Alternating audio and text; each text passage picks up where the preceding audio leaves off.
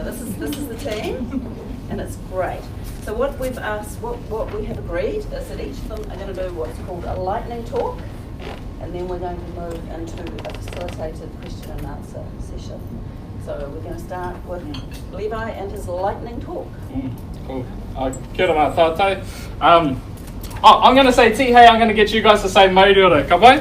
Tihei! Mauriora! Tihei! Mauriora! Okay, we want to sort of like bum them out because they can hear us. Okay, so we want to really just shut them down. Tihei! Mauriora! It's a bit cheeky though, but yeah. Nei rā te mihi atu ki a koutou, nau mai, haru mai. Yeah, te mihi tuatai ki ngā mate, ngā mate haere ana, ngā whānau that have passed away over the last week, over the last month, over the last year, as we come into Matariki and they go, I guess just thinking of them, bringing them with us, holding them with us, and wishing them well as they go on their journey back to their homes. Just holding our whānau with us. Iaku whanaunga, taranaki whānui te Ātiawa. My whānau from here, the ones who look after this place, mihi atu ki a koutou, ki a rātou.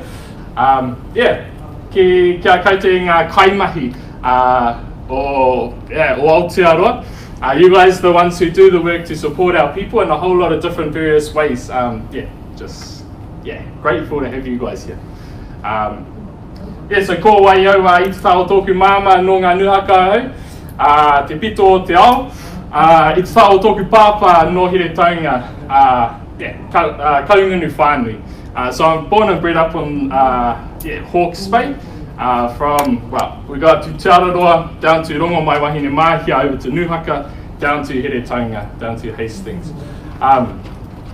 And so that's me. In terms of my mahi, working with young people, working with whakapapa and our ancestry, with our mātauranga, Māori knowledge and the understanding of that which has gone, and trying to, I guess, build bridges so that our people, so that our kids can engage with this stuff, but as well as that, looking at how we can engage in our teachers and our principals, the ones who are there to guide our kids, supporting them to engage in a world that can often be scary, and to have a bit of fun with it, because it is fun. It's awesome when you begin to understand. So just keen to quickly, I guess, share some of that with you. So does anyone know the name of Wellington in Māori? Does anyone have an idea around that? Sorry? Pōneke? Yeah, cool. The whakapapa of Pōneke. Does anyone know the whakapapa of the name Pōneke? Cool, so Pōneke, we heard in the last kōrero, Port Nicholson. So Pōneke is a name from that, Port Nicholson. Yeah, and it came from Tāpirana Ngata. Another name for Wellington, does anyone know it? It goes by another one. Te Whanganui a Tara, cool. So Te Whanganui a Tara, or the Great Bay of Tara. The whakapapa that we have to hear is that Tara was born up in Hawke's Bay. He was born in Te Awanga when his father, Whātunga, and his wife, Hutu Waipara, they had Tara in Te Awanga. Now, Tara obviously made his way down here and made a bit of a mark. When Whātunga landed, he came on the waka Kurahaupo, and they built this whare to house their waka, the Kurahaupo waka, and they called that Heretaunga. The name for, that's sort of roughly the area of Hastings is Heretaunga. I don't know if you guys are familiar with this place, but over in the huts, there's a place called Heretaunga. Again, looking at the relationship and the connections that obviously Tara and the influence that he had in coming down here brought that name with him. So I guess these are just sort of little things that we do to try and allow our teachers, allow our kids to understand the place where they're standing, in a really easy way, from street names to our maunga, and understanding that Mount Vic is Matairangi, the place where we can understand the skies and the stars. And I guess just in terms of what has brought me here, it's kind of, so the mahi that I do care about are people, obviously all on the Philanthropy New Zealand Youth Advisory Group. And I guess just as of sort of the last week, I've been taken on as a trustee for Eastern and Central Community Trust and then Hawke's Bay Lotteries. But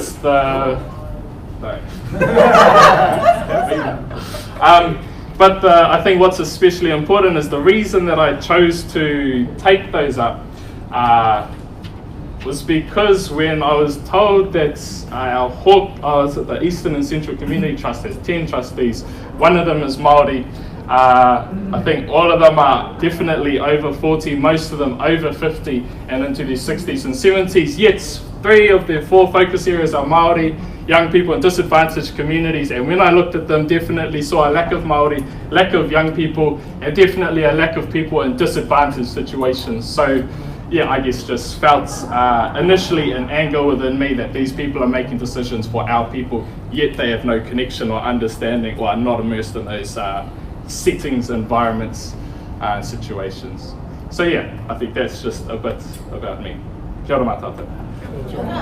Well done on being appointed to Eastern Central. That's great. So the minister, appointing minister David Clark yesterday said to the combined community trust trustees, CEOs, that he aims to get young trustees onto every one of the community trusts to which he is the appointed minister. And so we've had also at Foundation North, we've had 2 younger trustees appointed as well. So the minister is moving in the right direction, which is great. But well done, that's great. I'm sure you'll stir them along quite nicely.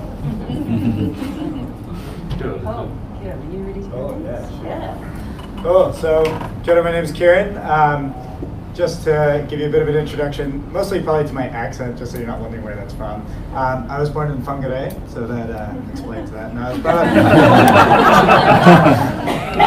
I was born in Whangarei, but I was brought up in Holland, which also doesn't explain that. I went to an American international school there. I spent 14 years. That's where I call home. But now New Zealand is becoming home. Was there for 14 years, went to England for a year.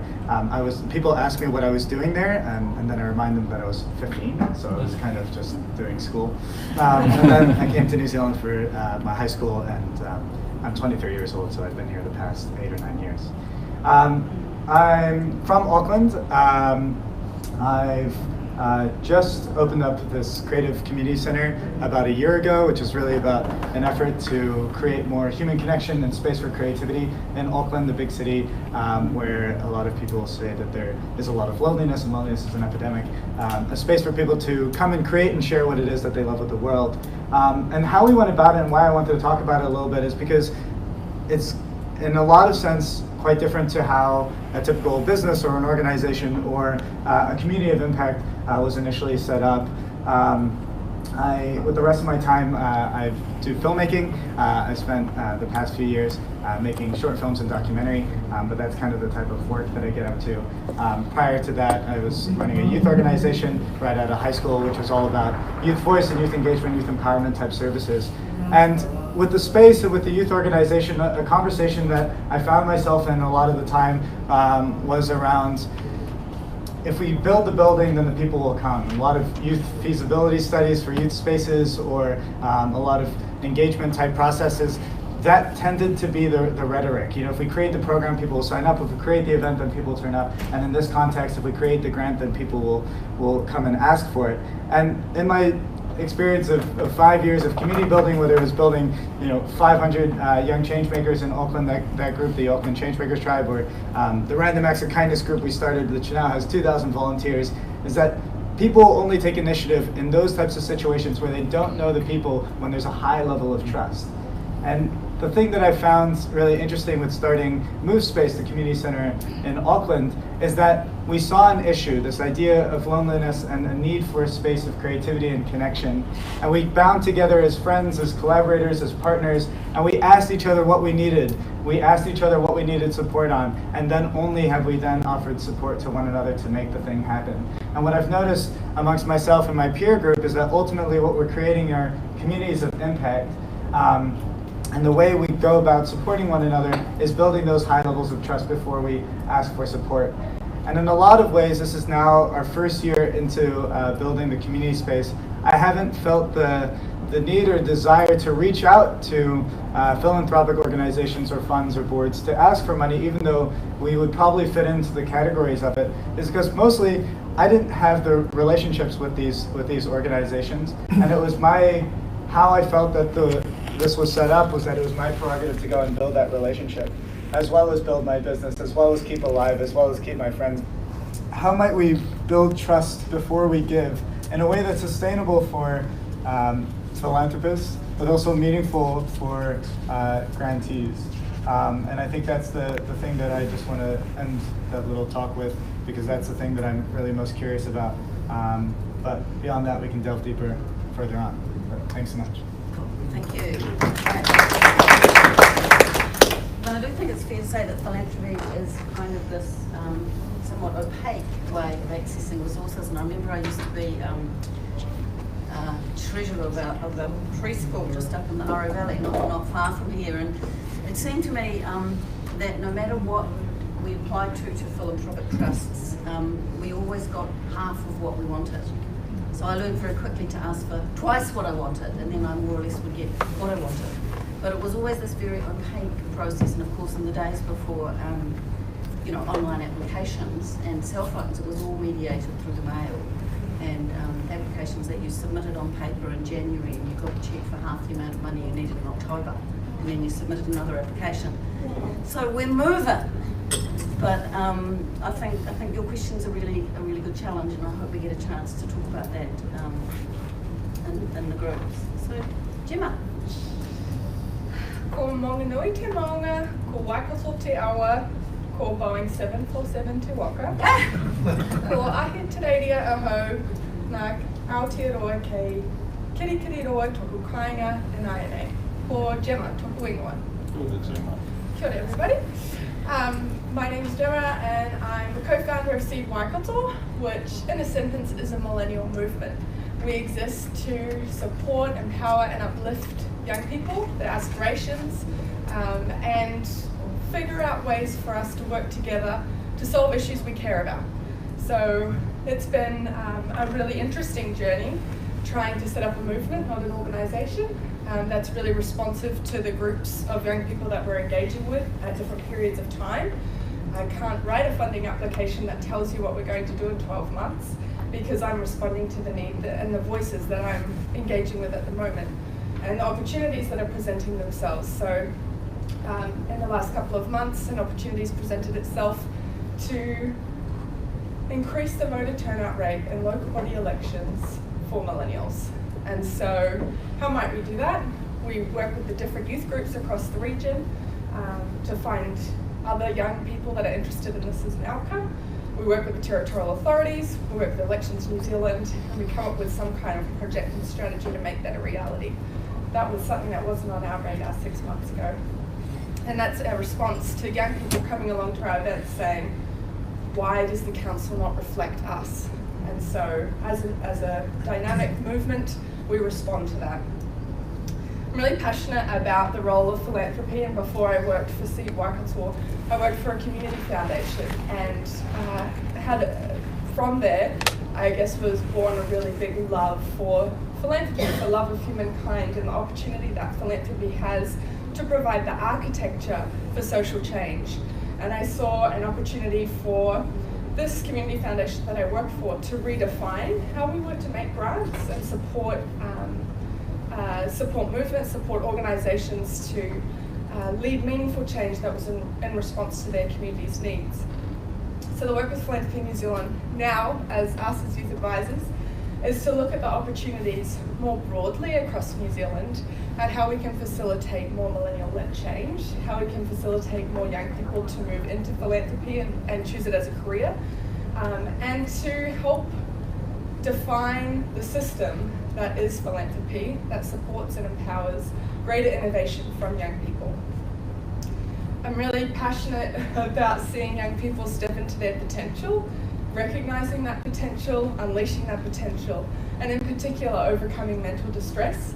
I moved to New Zealand when I was 17 years old and had a terrible drug problem, was clinically diagnosed with bipolar and schizophrenia, and through a lot of hard work and investment in myself and with support of whānau, was able to overcome a drug addiction and now live an alright life. But going through that journey, my lived experience with mental distress really taught me what it's like to have no hope, what it's like to hit rock bottom, and the experiences that many young people face in this country at the moment with our mental health crisis. What I've seen in terms of building the movement with Seed is that millennials, rather than focusing on projects or programs that's traditionally put forward to funders, focus on community processes. We're big on design thinking, which is probably a buzzword you hear all the time. But for us, design thinking is just the way of doing things. We always have empathy with the people we're trying to serve, and then we make something and see if it meets the need and then quickly change it, and from there, the project will present itself. We love community-led development. Why don't we organize around the outcome we care about, and who cares whose brand or whose name's at the front of it? We just want to see that outcome happen, whether it's politics or mental health. And so I'm really interested to see how we might support more millennial-led change in this country through supporting community processes, rather than what are your outputs, what are your outcomes, what are your inputs, what are your timelines, what are your, if we could really focus on the due diligence around community processes, that would be seriously transformational for the way that young people are doing things. Lastly, I just want to touch on capacity builders.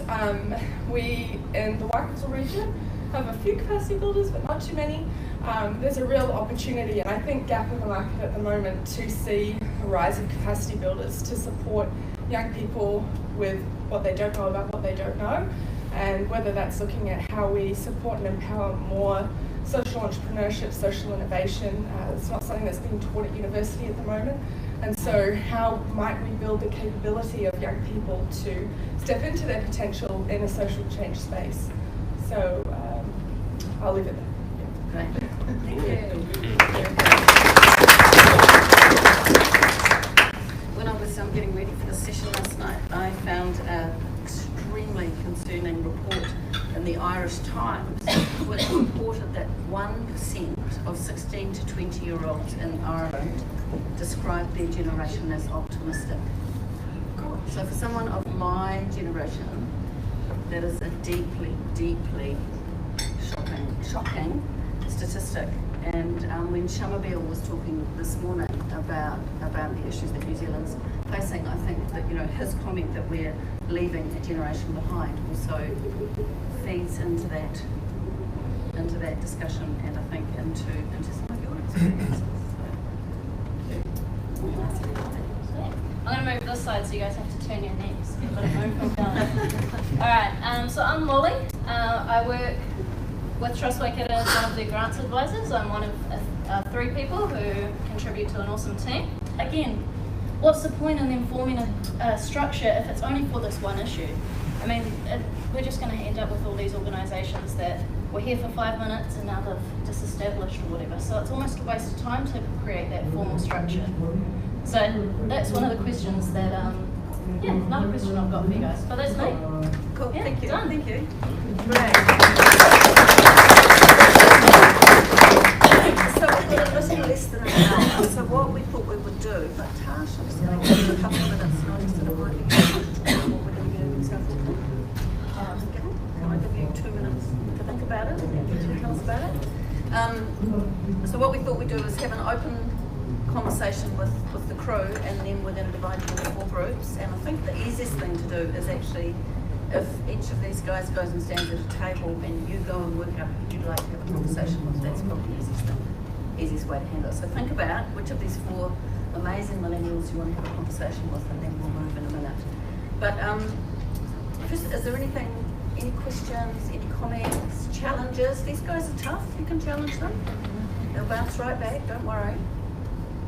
Anything that just comes top of mind? I mean, I think it's a real challenge, and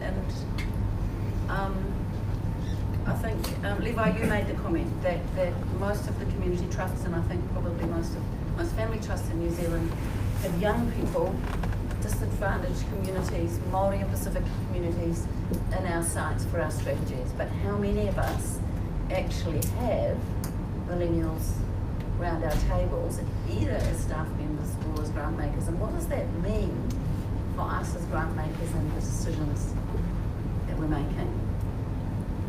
But Tosh, do you want to stand up and just tell us a bit about what Foundation was doing in South Auckland? Talofa everyone, my name is Natasha Pugh. I'm the Strategy and Innovation Coordinator at Foundation Law. So currently in our Pacific strategy, we're looking at ways that we empower our youth. And one of the projects that we've come up with so far is the South Auckland Participatory Grant Making. And so we've formed a board or a round table of youth, 12 different youth from different sectors, and they're all under the age of 30 because in Pacific, you're still a youth until you're married. So we've gotten 12 youth around the table, and they range from rainbow to disability, sport, DHB, mental health, and it's just a way to get them around the table and just empower them to make decisions for their future. And one of the projects that they'll be working on is participating grant making. So we're taking it up to our board on the 27th of May, and we've ring-fenced 100,000 to give to the board, and they make decisions on how the 100,000 is distributed. And it's very empowering as a youth myself to see how excited our roundtable is about this project, and definitely looking forward to our first meeting on the first meeting. Thanks. Oh, Does anybody else have anything they want to throw into the pot or throw to the panel? A lot of philanthropy comes directly from a large number of people, mass marketing bequests, and goes directly to charities. I wonder if you're not thinking just the philanthropy and how youth are involved, but in the charities and running them themselves. Are youth involved in that? Here we are. Ask them, not ask me. Yeah, I think for us, we made a really conscious decision in every level of setting up our organisation that it would be millennial-led for millennials. But that's been really hard. I quit my job last May after working on SEED for 18 months before that. The level of work got so big and I felt like I just needed to trust myself and make that leap. But it's been really difficult to secure the funding to be able to drive that forward. I have a husband that works. If I didn't have him working, that would be really difficult for me to be able to do what I'm doing at the moment, and at some point that's going to run out. So, there's a lot of challenges with young people given how many years we've had working or our different backgrounds and socioeconomic barriers to be able to lead charities at this age. So I think it's important for us to think about how we facilitate millennial-led change in the midst of a mental health crisis. And we see a lot of young people overwhelmed at the enormity of these huge social issues we face and are experiencing burnout because they are just so compelled to do something because if not me, who? If not now, when? And so the flip side of that is how do we ensure that that's sustainable? So there's a lot of challenges there, but we're just continuing on and very optimistic that things will change. But for you guys? Sorry. You go. I've got a mate of mine, I've just met him, he's about 35, and he's moved into Hawke's Bay, and he's the general manager for, I guess, a health centre in town, and I guess it operates as a social enterprise, so it's a business, but really they just invest sort of all their money into increasing the services that they can, that are needed but not funded. And I was having a really cool conversation where he was brought up on the North Shore. He's been extremely privileged, and sort of these are his words, I was telling him, I think I've been really privileged in how I've been brought up and in the opportunities that I've been given and the spaces that I've been put in. And he was like, oh bro, like you want to hear about privilege? Like I grew up where there were no brown people. We didn't know what that was. And we were sort of given everything. We've had money thrown at us and all of that. And he was like, I've been brought up in privilege and I'm the one in this position.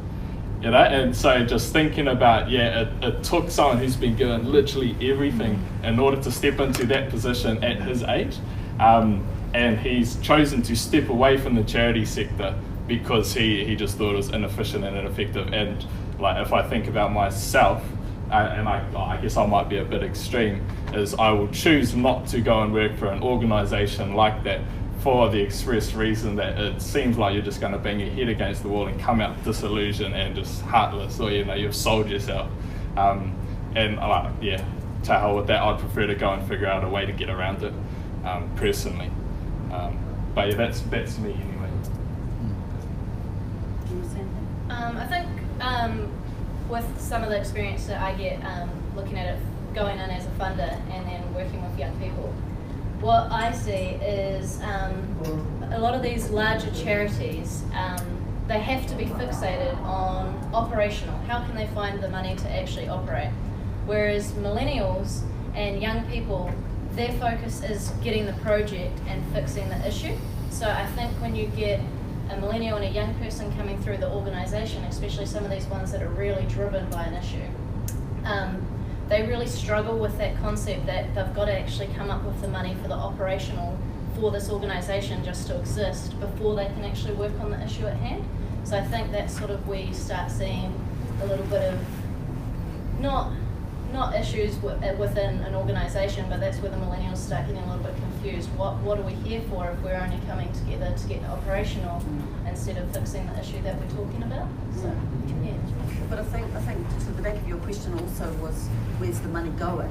You know, the money that's been given, where's it going, and how might and more are they of it? focusing on youth in the way that we're talking about? But people may be focusing on youth, but not on the youth kind of getting that lead. Youth-led initiatives that we've got. That we see here. Yep. So getting the project fixing the issue, what do you need to do that? Anyone? Fund community process. Fund the process of us engaging with our community and understanding how we as a community together are going to address that issue. And it might be this today, but with new information tomorrow it could be that. And being okay with the flexibility and dynamic nature of us following that process. If it's a project, there's no room for the dynamic nature, and so yeah. What does funding a process look like? I've just came up with this concept last week. What's the alternative? I've been simmering on this for 6 months really. Okay, we're frustrated with the funding infrastructure, so what's the alternative? How could I demonstrate that I have followed community-led development principles? Is there a way for a funder to be able to create the architecture for that? To then demonstrate how I've done community-led development or design thinking and audit me on those things rather than on, did you serve 200 people at this event, or, you know. So I don't know, but if anybody is keen to think about how we fund process, I'd be very keen to contribute to that conversation. I suppose thinking from a funder's hat, there's been a real shift to funding for outcomes. Some people are really pushing this funding for outcomes, and we're all at different stages of that, and that's absolutely fine. But maybe that's where we could actually start looking at where we can start getting behind some of this millennial-led stuff, because millennial-leds are going to get, the millennials will get you, these young organisations will get you the outcome. It'll look like this, not like this, but they'll get you that outcome. And if you're willing to fund the outcome and possibly work along a timeline, so a lot of us do annual grants, you have to have spent it within that 12 months. That's keeping to the framework that funders like, but you're funding the outcome rather than they need to do this, and this by the end of it. And how they get to that outcome might be really confusing and it might look really weird, but it's that outcome that we want to start looking at. I think for me, like, one of the beauties of this panel is that we all work in very different ways, right? And I think the thing that I would encourage is that whilst doing the work that we're doing, I feel like the onus is shared to come up with what that looks like, how to fund these different types of processes. And I can tell you how my process looks like, what that looks like, and we can sit down and have a conversation about that. But then you have a conversation with Gemma, and that process looks very different, and her needs are very different based on whatever seat needs.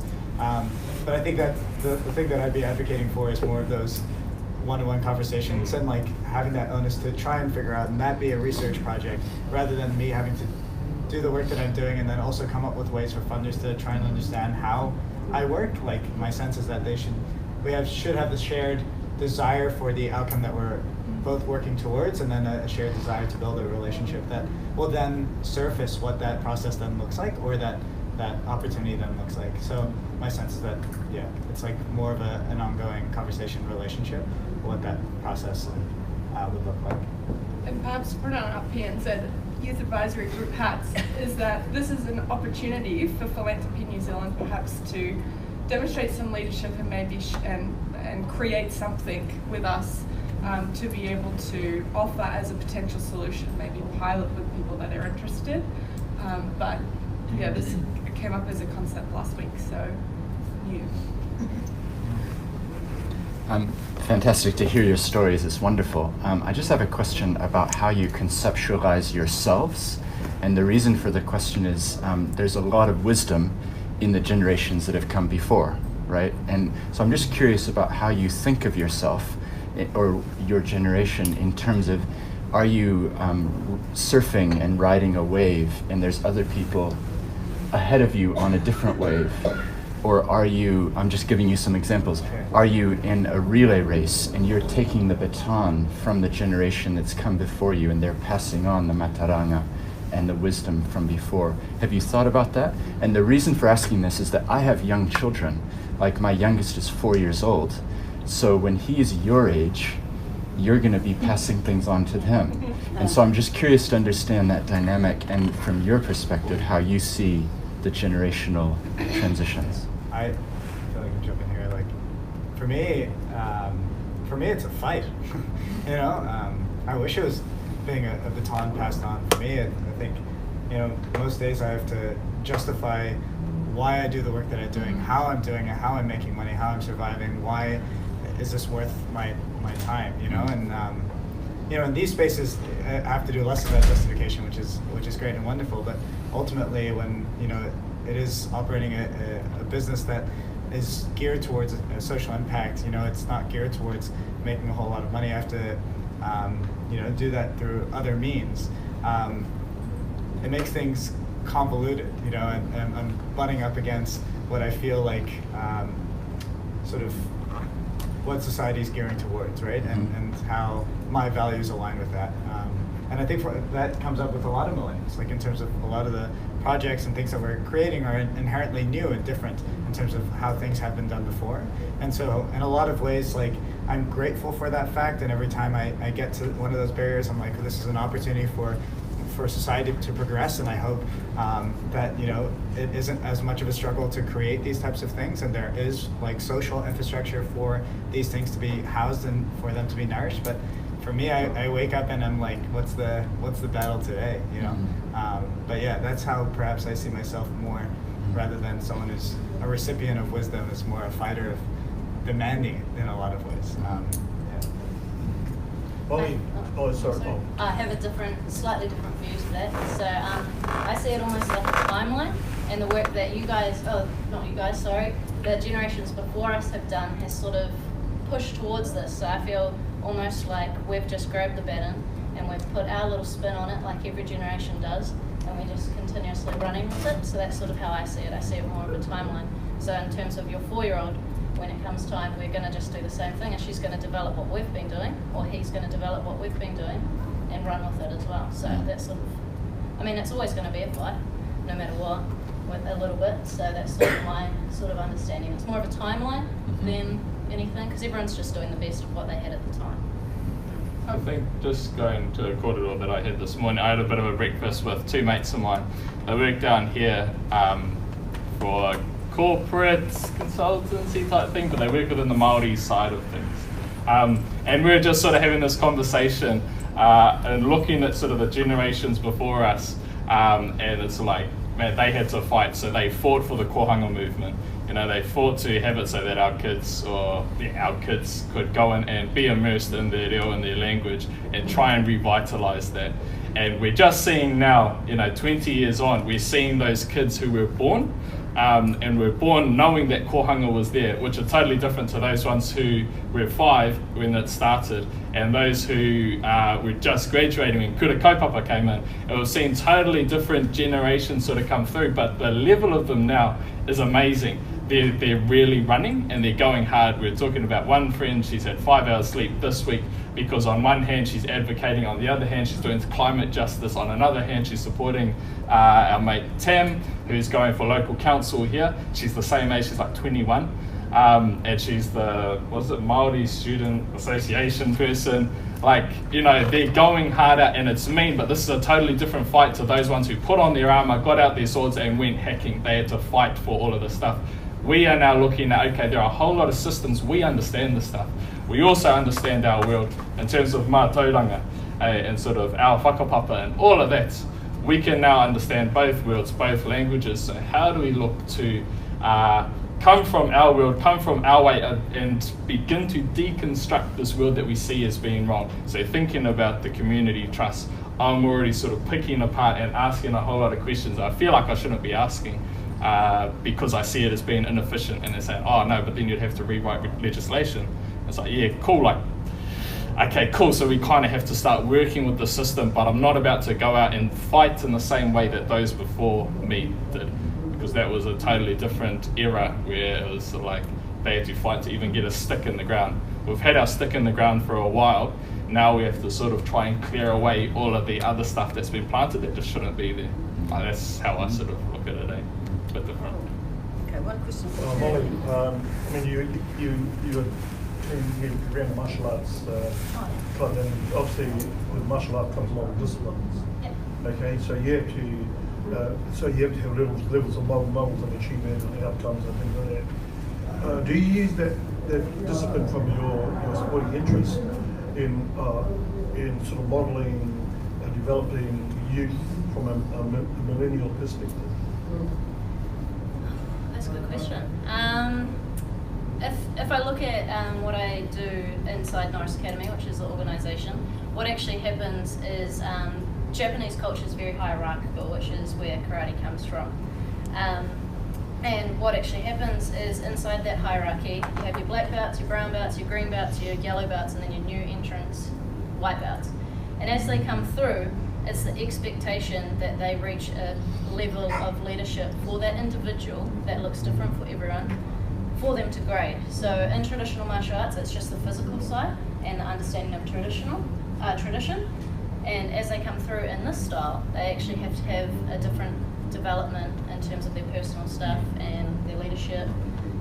Just simple stuff like some of them actually showing up and they've had a shower, or some of them have showed up and they've said thank you to somebody else walking through the door, or they're just understanding tradition. You've got to work with the individual.